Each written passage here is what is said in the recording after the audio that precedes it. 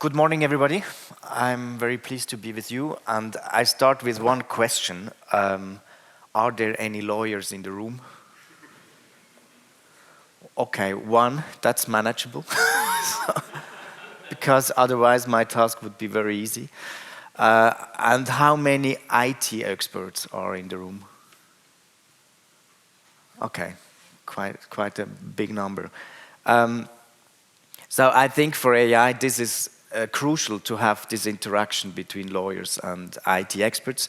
We started with a group some years ago where we tried to understand each other, and that's a huge challenge because, I mean, my previous speaker presented perfectly well how AI functions, and then the big question is, what does it mean for the regulatory world and legal issues?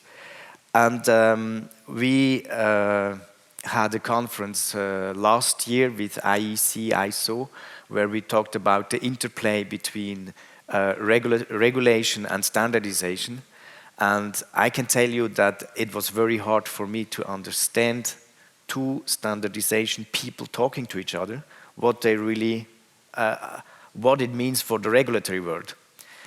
So, the first question is, I mean, there are kind of two extremes. On the one hand, there are people saying there's no need for regulation on IA. Legal systems are proved in the sense that all the time there are new phenomena coming up, and we can handle that. There are articles and conventions on transparency, discrimination, and so on. So there's nothing new on AI. That's the one side. The other one is to say, no, AI brings a fundamental change when it comes to the relation between, or the interaction between humans and machines.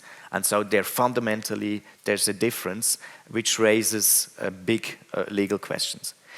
The Swiss government adopted last year a report on AI and international rules, where we try to understand a little bit better what's going on and where are the challenges.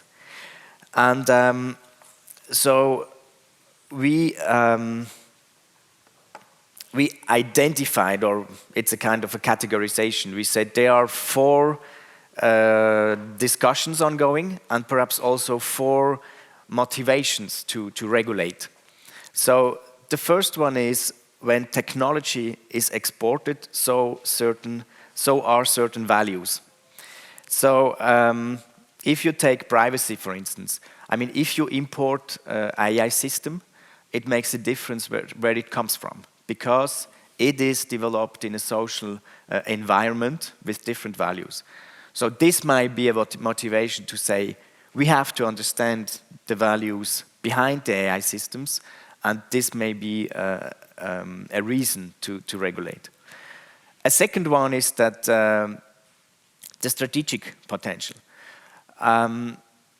As you know, for many countries, it's absolutely crucial to be ahead of the others. And this is also felt in the regulatory field. And for instance, many people think that when it comes to regulatory activity, it's always the EU regulating a lot, and the US is much more liberal, which is true. But on the strategic field, the US is the country which has regulated by far the most on AI. A third type of motivation for regulation is that, as I mentioned it, the relation between human and machine. So in the legal system, up to now, an AI system is just a machine. And somehow my previous speaker said, we shouldn't put too much human stuff into AI. And this is the difficulty when it comes to the legal systems, because a legal system is something between people and people, and machines are secondary, so there's no need to give special attentions to machines. And so now if machines start making decisions, even in a legal sense, they will not make decisions, because for a decision in legal sense, you need a capacity of judgment and so on, and AI systems don't have that. But in fact, or in reality, they are in a position to support decisions or something like that. And there is this relation. What does it mean if suddenly machines start doing similar stuff as humans? What does it mean in legal terms? And the fourth area is a very simple one. AI allows new applications. If you take, for instance, facial recognition, it was possible in the past also, but it's much more efficient today, and with AI systems, you can scale up facial recognition. Here, for instance, that's a very important discussion for me. Many people say there's a need for AI regulation. Why? Because you have phenomenon like facial recognition. And then I say, or mass surveillance. And I say, maybe we should do a regulation on mass surveillance, because you can do mass surveillance without AI. So you have to be clear about the topic you want to regulate.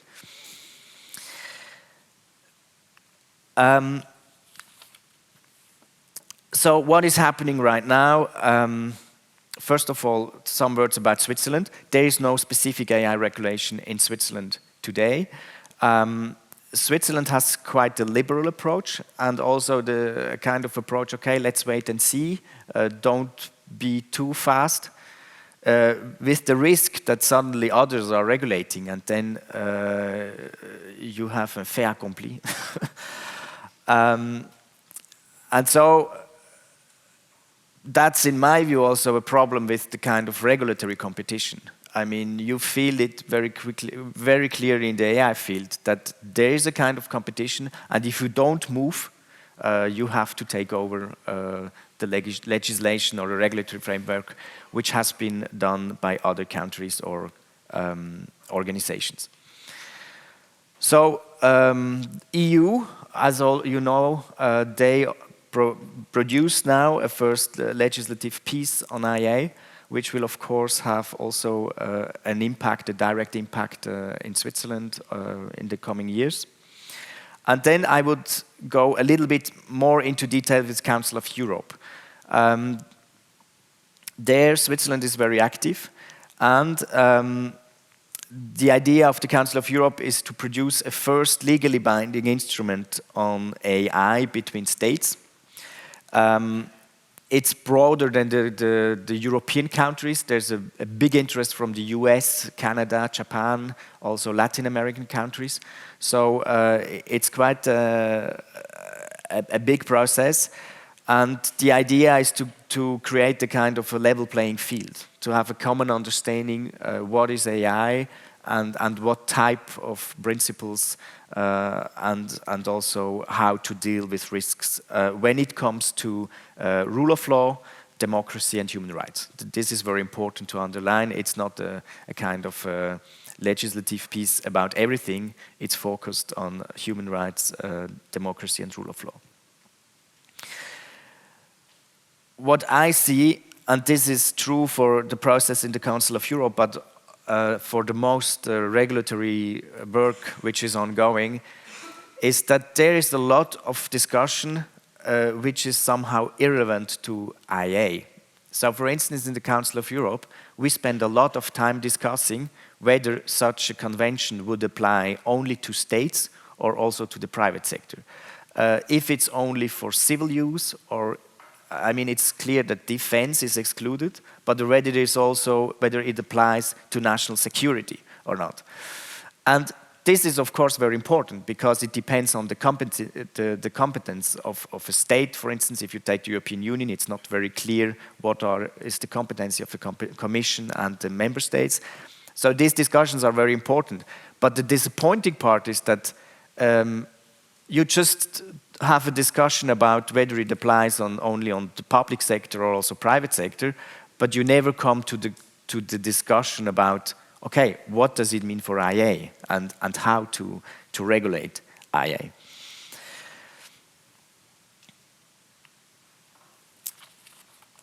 And so this is now the big picture. We try to understand the regulatory landscape in a broader sense. And so we identified 5 levels. The first one is the classical one. There are international law, as now, for instance, in the Council of Europe, where states try to agree on a text which is normally legally binding. Then you have a lot of soft law production. As you may be aware, OECD has been very active. There are also guidelines from UNESCO on AI. So there are different soft law instruments. You have now legal instruments from states, which clearly try to have an extraterritorial effect. So in the sense, EU is not a state, but an organization, but the EU clearly has the ambition that this legislative piece will have an effect abroad. And then you have the self-binding principles. On the one hand, the industry was very active to establish self-guiding or self-binding principles, and of course the whole world of standardization. And I think standardization is very important. We will hear, I guess, later on more about that. And as we had this conference, I think the interplay between all these levels is very important. And then finally, just the normative power of the factual. So that's an obvious one, but I mean, as we heard about ChatGPT, for instance, last year in the Council of Europe process, nobody talked about ChatGPT, and now everybody talks about it. So every step, every progress in technology brings a new discussion. And this brings me to the challenges of regulating AI. And I mean, it's not specific for AI, but I would say it's specific for the new technologies. So I see 4 big challenges. The first one, and I just said it somehow, is it's a moving target. So from a regulatory perspective, it's very hard to judge when should you regulate, because as it moves so fast, you risk to regulate today and tomorrow it's already outdated. Always in the spirit that, I mean, it depends on your political view, but I don't think it's the idea to over-regulate, because otherwise it will become very difficult. The second challenge is the terminology. I really believe that, especially between IT experts or technical experts and legal experts, there is a need for a common language. And we have been working on that for some time. And it's really difficult. It's not so easy, because it's easy to say, yes, we have to talk to each other, to understand each other. But in the end, to have a common terminology which works in a legal text, that's a challenge. The third one is, and I already mentioned it before, this kind of old categories, I mentioned it. So, for instance, the whole discussion between civil and military application. I guess that with generative AI, it makes less and less sense to have such type of distinctions. From a regulatory perspective, you could say, most probably in the future, every AI system you produce could be considered as dual use. You can either use it for civil or military purpose. So, does it really make sense on a regulatory basis still have this distinction between civil and military application?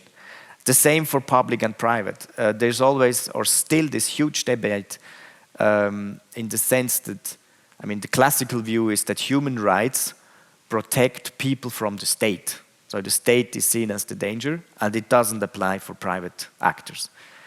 Now we are in a world where private actors play a huge role in this field. And so in the regulatory world, you are still stuck in this dichotomy between public, private, and whether private actors are concerned by conventions which are negotiated by states. And then finally, the danger of a regulatory overload. And there are two aspects. The first one is when I went through this graph, or with the different layers. We see that on all layers there is regulatory work ongoing.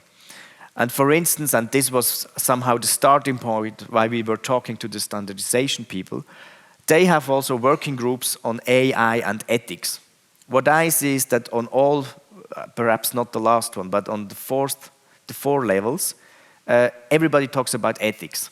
And so these principles with transparency, non-discriminations are everywhere. And on all levels, all people try to implement it or to have a kind of a framework, with the effect that it doesn't really fit together. So this is one challenge. And the other one is that we are now in a world where multilateral results become more and more difficult, which means that I don't believe, but maybe this is a question for the panel, that we will succeed in having a kind of a multilateral agreed governance on AI.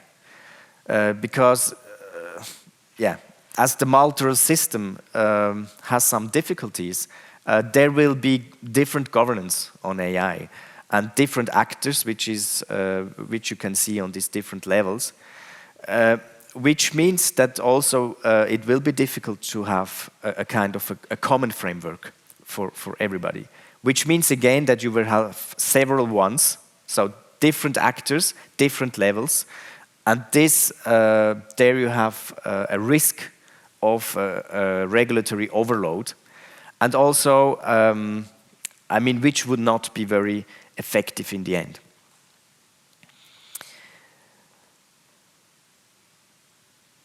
Yeah, this and this, of course, is always has to be seen from this also competition of regulatory environments, which gives another challenge to the whole system. So, my presentation is to give you a kind of review what's ongoing, to show you that it's a kind of headache. I think there's no easy way. But yes, we have to move forward. And now on the time frame, there is, for instance, this Council of Europe process. The idea is to have a text negotiated by next year, spring next year. But all these processes take quite a long time. So there is also a kind of a need for action now. And Switzerland has now started a Swiss call on trust and transparency in AI. Some people in this room are familiar with that. The initiative is spearheaded by Nina Frey. She's working also in the Ministry of Foreign Affairs. And they try now to think, okay, what could we do now instead of waiting 3, 4, 5, 6 years? And to identify concrete measures. The idea of this call is to launch it at the World Economic Forum next January in the AI House. And I think it's very important also to have speedy action somehow.